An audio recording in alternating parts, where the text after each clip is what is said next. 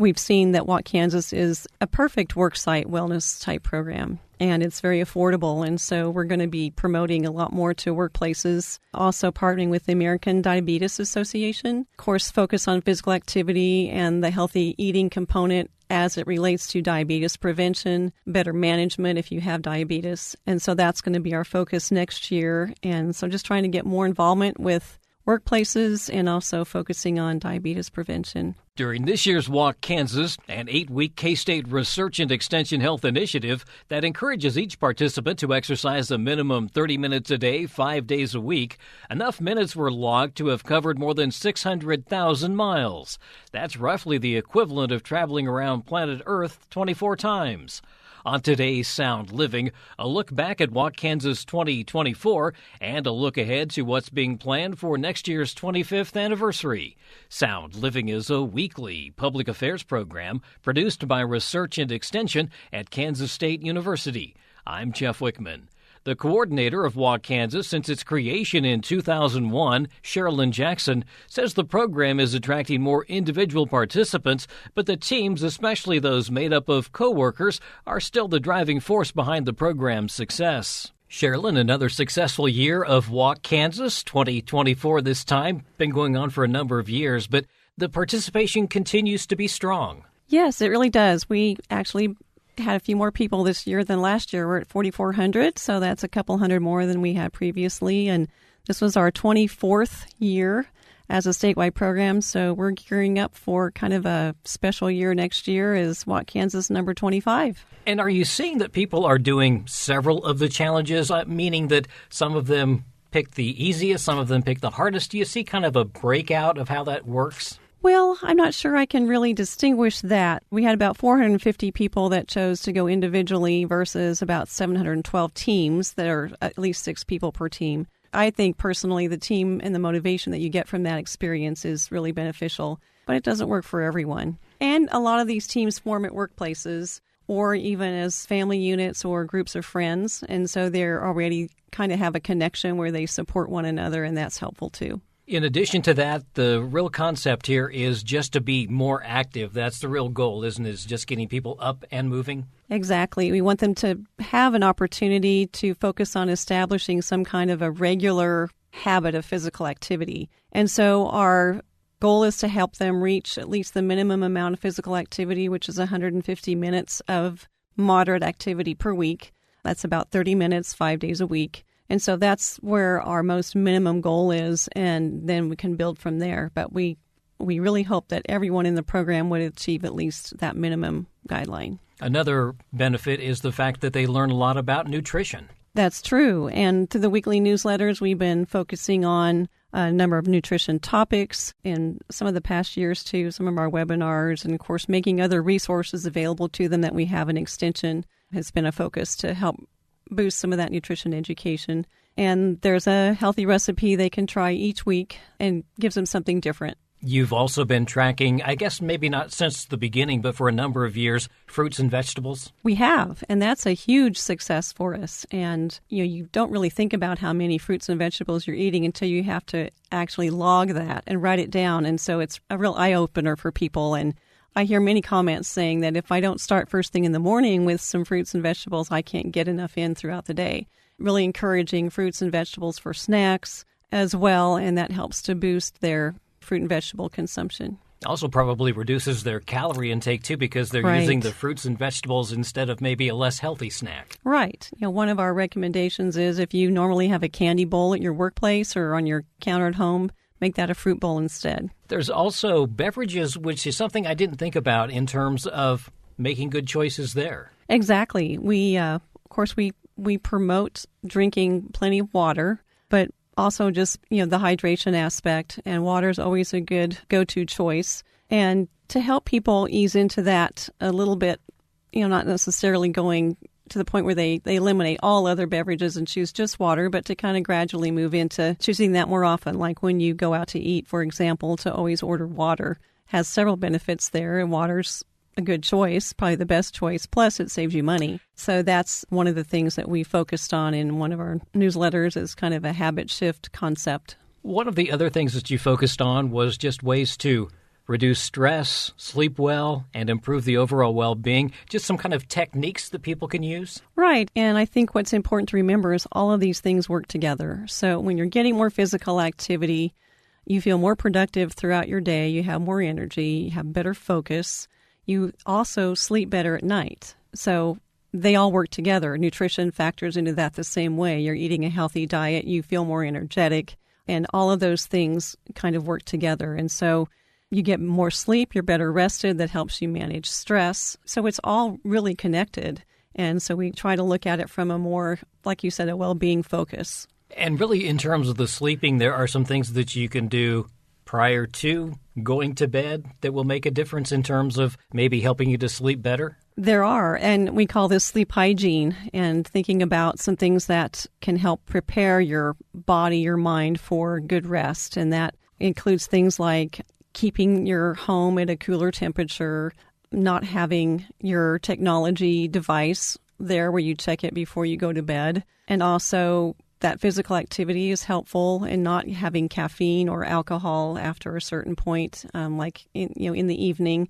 Those can work against you in terms of getting good sleep. And so we talk about a lot of that sleep hygiene habit and going to bed. I think one of the key things is going to bed at the same time every evening so that your body knows this is when you go to bed, this is when you wake up and get into that sleep and wake up pattern. In terms of shifting habits, what are some of the things that you covered there? Because that's probably something that not everybody thinks about. And first of all, we often don't realize that we even have a habit. Exactly. And so there's a couple of things here that I'm going to start with talking about. First of all, looking at making the healthy choice the easy choice. So when we talk about having healthy food that's available so that it's easy to make that choice, it's accessible. You don't have to go rush to the store to get something healthy to eat. It's what you have available and ready to eat. A lot of times that's just keeping it simple, just keeping simple foods around. So that's one of them. Another thing we talked about was stacking habits. For example, one of our newsletters illustrated what we call a zipper stretch. It's really for your upper body and where you kind of stretch behind your back and you use a towel to help that happen. Well, a good time to do a zipper stretch is when you get out of the shower and your muscles are warm, or maybe you're brushing your teeth and you have a hand towel close by. Just take a couple more seconds to do a stretch. And that can be one way to stack a habit with something that you're already doing. Another example of that is when you brush your teeth, practice a little balance, stand on one foot. And those things become habits over time. And so it's just stacking it already with something else that you're doing normally throughout your day. And then a third thing that we've talked about is making action plans. Sometimes you have to be more intentional about how am I going to get a little extra activity into my day? So you make an action plan that helps you determine when can I do this, how often this week am I going to do it, and how confident am I that I'm going to be able to do that. And if your confidence level isn't above a 7, you need to go back and rework that plan, because if you're not at least at a confidence level of 7, you're not likely to accomplish what your action plan says. And so that helps people become more realistic with what they're actually intending to do. I think that's an important point, is we have to be realistic, but we also have to kind of ease into this. Maybe we don't try all of these things all at once. We tackle a few things. Right. You get one to where it's feeling pretty comfortable for you, and then you add on another and another until those things become part of your regular routine, and to where if you don't have that physical activity a certain day, then you feel like, gosh, I've missed something today.